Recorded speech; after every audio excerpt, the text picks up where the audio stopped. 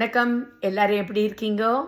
இன்றைக்கு நம்ம மறுபடியும் அப்பரை தொடர போகிறோம். இந்த வாரம் அப்பர் பலவிதமான ஊர்களுக்கெல்லாம் சென்று விட்டு திருவாரூர் வந்து சேரப்போகிறார். திருவாரூர் என்ன அப்படி விசேஷம் அப்படின்னு கேட்டா, அதற்கு 1000 நாவுக்குடைய ஆதிசேஷன் வந்து சொல்லணும்.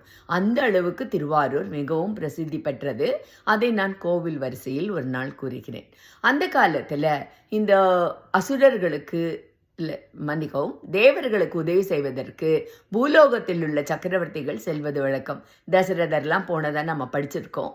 அதே மாதிரி இங்கே முசுகுந்த சக்கரவர்த்தி அப்படிங்கிற சக்கரவர்த்தி ஒரு சமயம் இந்திரனுக்கு உதவி செய்ய போறாரு.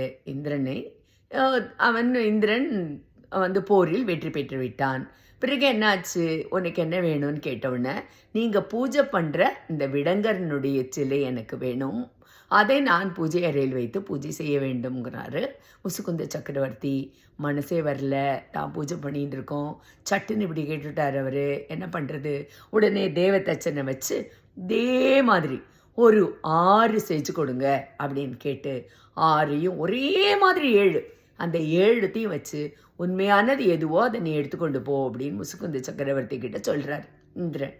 முசுகுந்த சக்கரவர்த்தி சுலபமாக அதை எடுத்துட்டார். அவனுடைய அந்த பக்தியை மெச்சி 7த்தையுமே கொடுத்து நீ 7ஐயும் எடுத்துன்னு போயிடு அப்படின்னு ஒன்று அவர் எடுத்துன்னு வந்து திருவாரூர் அதை சுற்றி இருக்கிற இடங்கள்ல அந்த 7த்தையும் அவர் ஸ்தாபனம் பண்ணுறாரு. அதில் முதல் திருவாரூரில் பண்ணுறாரு. வீதி விடங்கர் அப்படின்றவர்.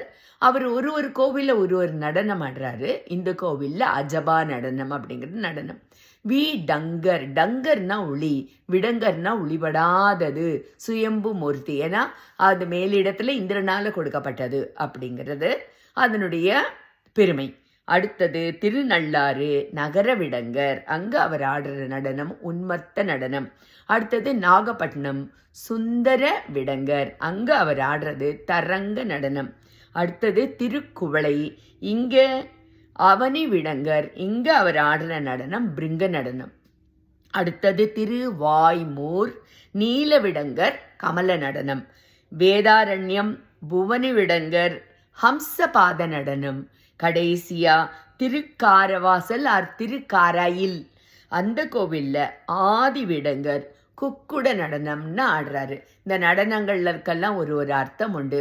அது இந்த வாட்டி நம்ம சப்த விடங்கர் கோவில்களை பற்றி தெரிஞ்சுட்டோம். அடுத்த முறை ஒரு வாட்டி ஏதாவது சந்தர்ப்பம் வரும்போது இந்த நடனங்களுக்கெல்லாம் என்ன அர்த்தம் சொல்லி பார்க்கலாம். வழக்கம் போல் நான் வந்து என்னுடைய பார்ட்டி டு கிட்ஸ் கொடுக்கிறேன், கேளுங்கள். நன்றி, வணக்கம்.